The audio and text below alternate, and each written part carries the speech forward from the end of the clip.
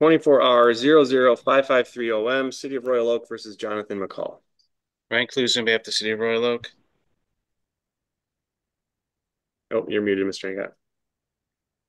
Get it right. John Angot appearing on behalf of Mr. McCall as co-counsel. Hmm. Melissa Croscroft also on behalf of Mr. McCall, Your Honor. Mr. McCall, your first and last name? Jonathan McCall. All right. This is the date and time set for a pretrial here that the court had set late last week. I appreciate everybody getting logged in here on short notice. Mr. McCall is appearing by audio only, having some issues with his connection to get video and audio going. Does anybody have any objection to Mr. McCall continuing with this audio only phone call? No, Your Honor. Oh, Your Honor. Not from me, Judge, but I guess I would ask the court to inquire of Mr. McCall, and I know you probably were going to. Mr. McCall, are you okay proceeding with just the audio connection here today, given the difficulties with your audio video connection? I'd rather do everything in person, but my opinions don't seem to matter to the court, so it's whatever's it's just whatever you guys decide apparently. Well, okay. Actually, I didn't know that you wanted that request. I'd certainly proceed with in-person hearings in the future, given that request. I didn't realize that you had that desire. I thought that you wanted to continue with Zoom, but I'll keep that in mind moving forward here. So this is the date set for a pretrial. Couple of things. The court was in receipt of a letter from a Todd Nadeau, a clinical director at Performance Psychology. Defense counsel, have you seen and reviewed that letter? Yes, Your Honor. Yes, Your Honor. And I asked my staff to forward that to Mr. Klusny. Mr. Klusny, did you get a chance to look at that? Yeah, I did get it, I believe late this morning, Judge. Okay, so it clearly indicates some ongoing mental health treatment that Mr. McCall is undergoing. I won't go into the specifics, but just to say that it does put into writing the statements and representations that Mr. McCall made at the last hearing. So I've reviewed that.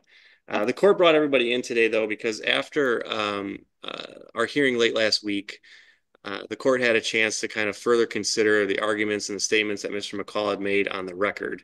That prompted some concern about Mr. McCall's ability to understand the nature and object of the proceedings that are going on against him here in this case, and his ability to assist in his defense in a rational manner. Because of those concerns, the court did look into some of the past correspondence that Mr. McCall had sent the court over these many months while this case has been pending. And that brought up further concerns to those 2 points that I had just stated. Mr. McCall has continually seemed to talk about some coordination efforts between different government agencies here at the city, the court, the police department. Seems to be linking some of the past things that have occurred with Mr. McCall and those agencies into this proceeding. Things that just, again, concern the court enough to where I think at this point it is appropriate that the court refer a competency evaluation here for Mr. McCall. So that's what the court is going to do on its own motion. May I speak on my behalf, sir, Your Honor? I'll let you address the court here in a second, Mr. McCall. I just want to finish. Okay, yeah. I just know I need to do. but I'm sorry. So, you know, I know that this comes with its own response, I'm sure, from Mr. McCall. I just want to reiterate, I don't think the court has much of a choice here. Looking at the court rule, it appears to be mandatory once these concerns pop up in the court's mind. The court needs to have one of these evaluations done.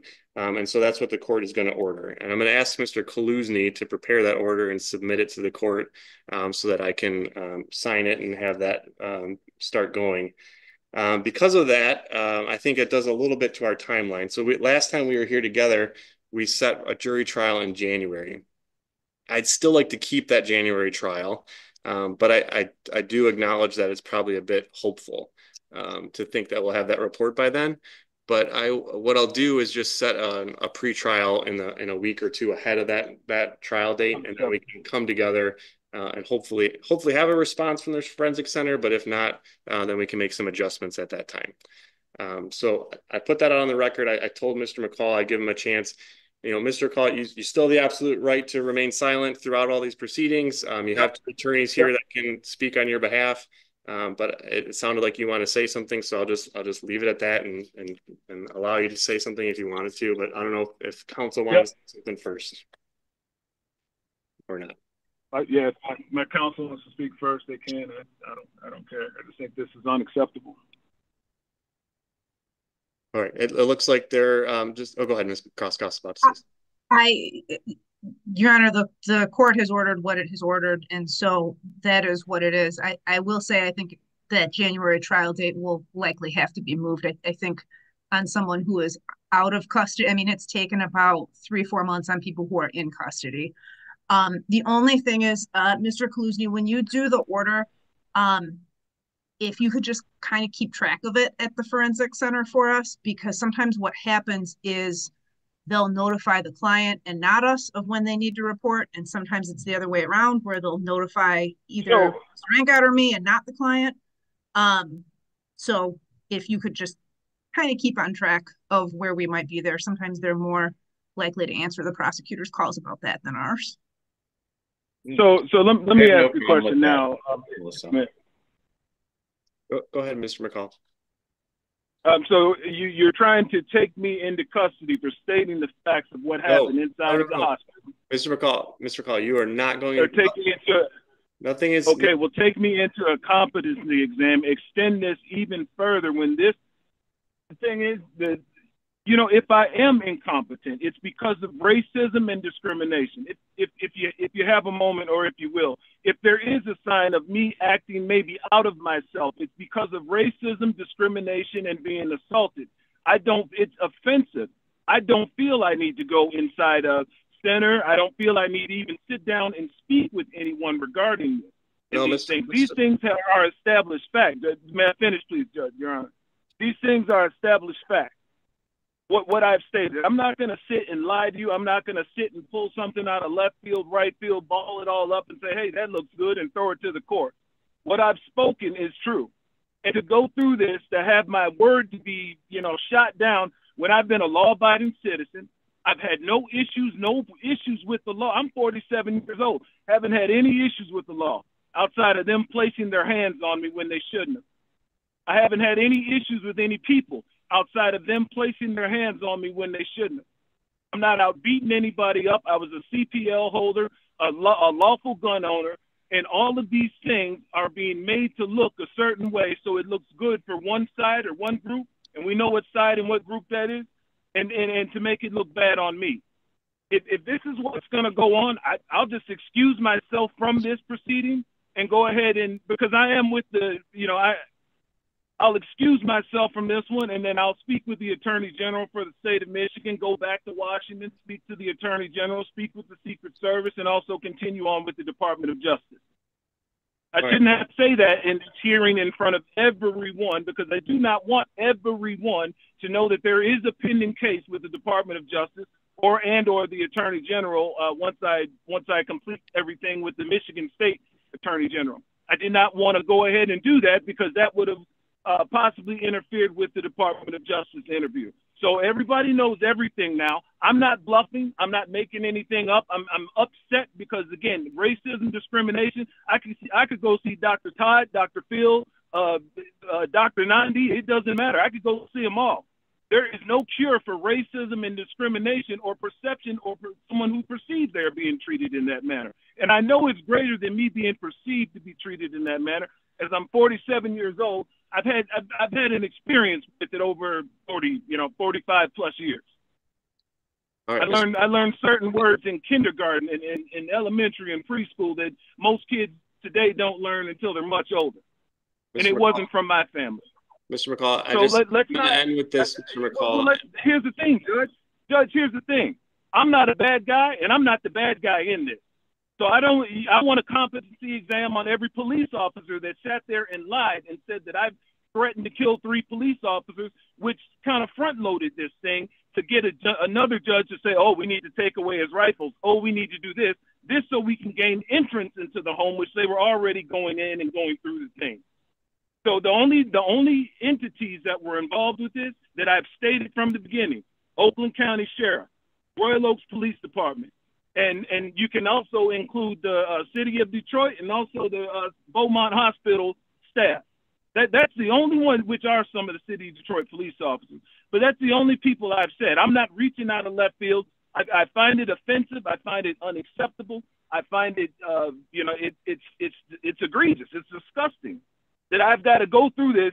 Hey, the sky's blue. Well, we don't know. I think you need a competency exam.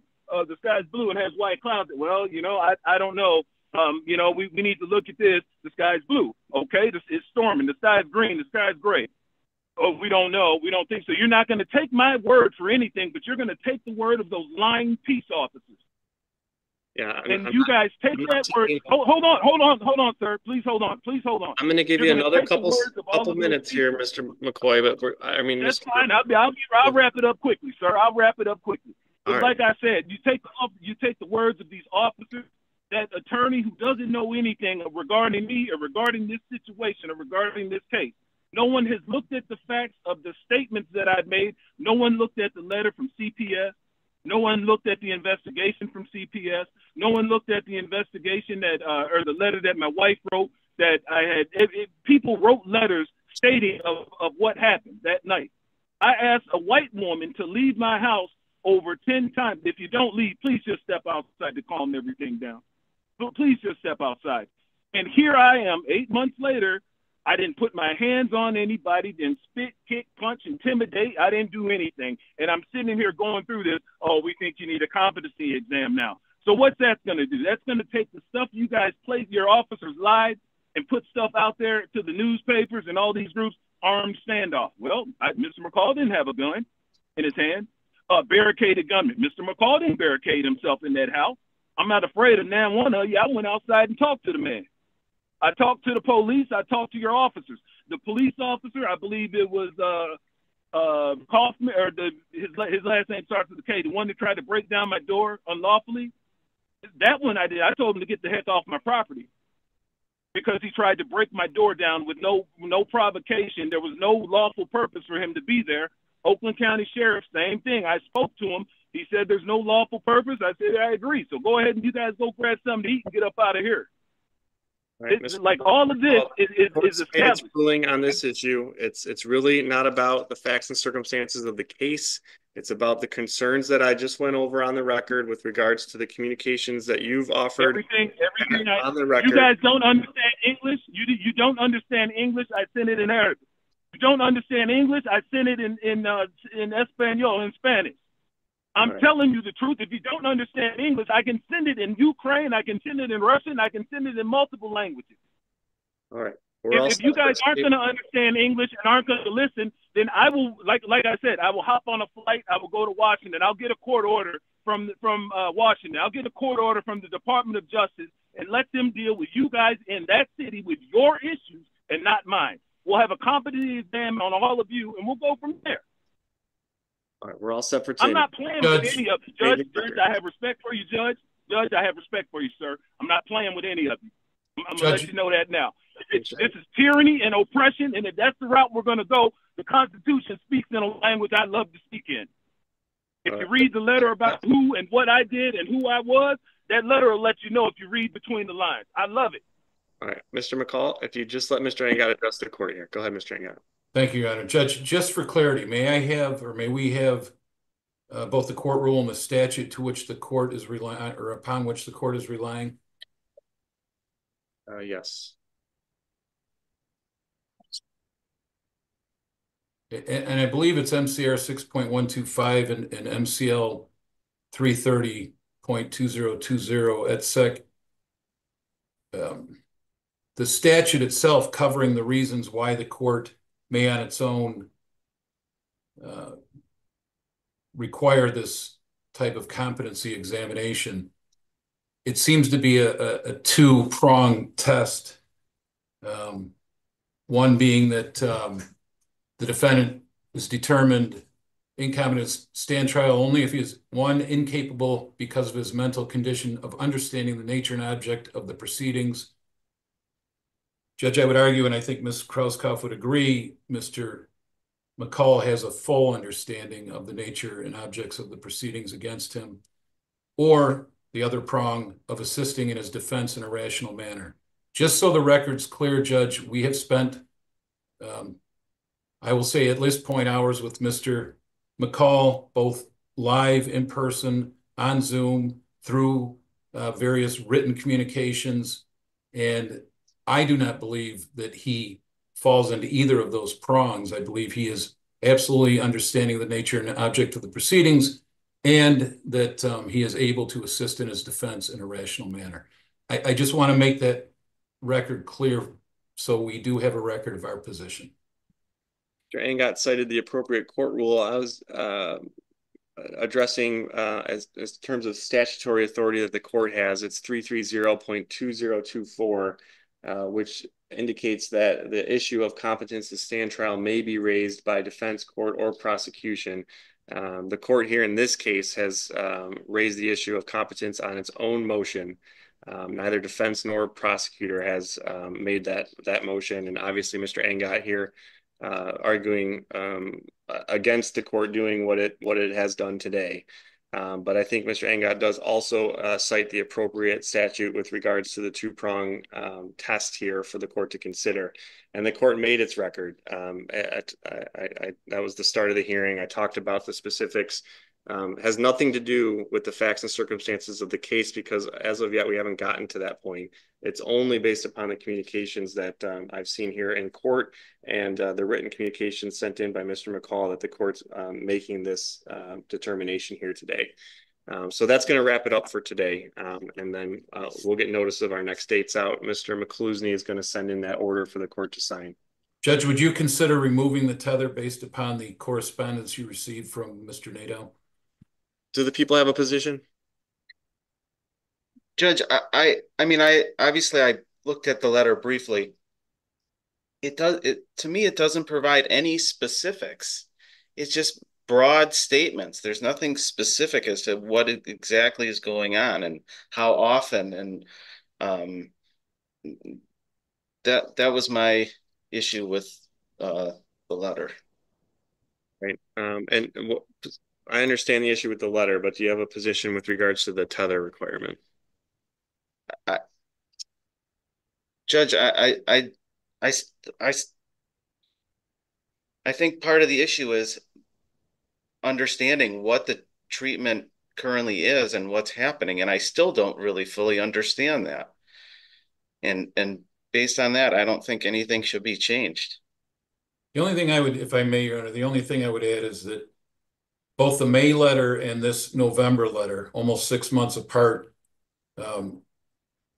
claim from Mr. Nadeau, the therapist, that Mr. McCall is not a threat to himself or anyone else.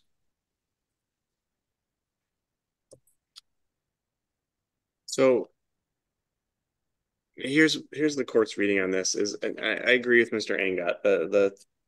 The letter from Mr. Nadeau does indicate that Mr. McCall is neither a threat to himself or others. There's also been this.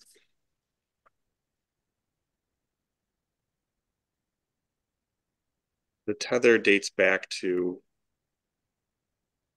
March 26th. Mr. McCall has not had any violations of the tether provision for all of that period of time.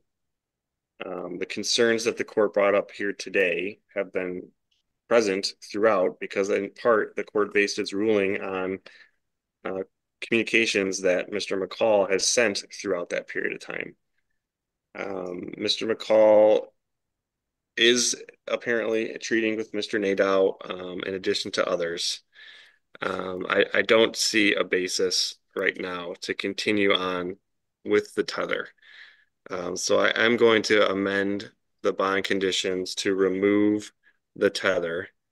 However, I'm going to alter some of the other specifics of the conditions of bond. So in lieu of the tether, I'm ordering weekly phone check-ins with pretrial services. I'd like also monthly updates of ongoing mental health treatment that Mr. McCall is engaged in, both with Mr. Nadeau And he's mentioned two other doctors now to this court on two separate occasions. So I'd like continuing updates from those additional doctors if he's treating with them. They should provide updates. All other conditions will continue, which includes the no contact provisions. And I should also state, he's mentioned other proceedings, other ongoing court issues. If there is any other court orders out there, this court amending its bond conditions has no impact on any other judicial order, any other court's order, which may be in place. So those things, if there's another court that's ordering a tether, then my removal of the tether provision has no impact on that. Am I allowed to go hunt? Am I allowed to go hunting to provide for myself at this point, because I'm being taxed on everything, Judge Your Honor. Sorry to cut you off. Am I allowed to go hunt and provide for myself, food for myself? Or is the court going to provide lunch stipends? No, Dinner stipends? I'm not doing anything with the condition that you not purchase or possess any weapons or firearms. That's staying in place. So that's to back things up. That's probably the reasoning for all of this. Like when the police officer was following me in the sporting goods warehouse and also Dunham's, and I have video of that I sent over to my attorney. But that's probably why he was doing that. Mr. McCall. Joseph Kuchnick, Officer Kuchnick, the one that looks like Caillou, the bald head guy. That's why he was following me around, and he was the one inside of my house with my wife. Is that why? Is that? I muted Mr. McCall because he will not relent when the court is trying to explain its ruling. That's where he brings up questions. The provision or the prohibition of purchase, possess firearms dates back to the nature of this particular charge.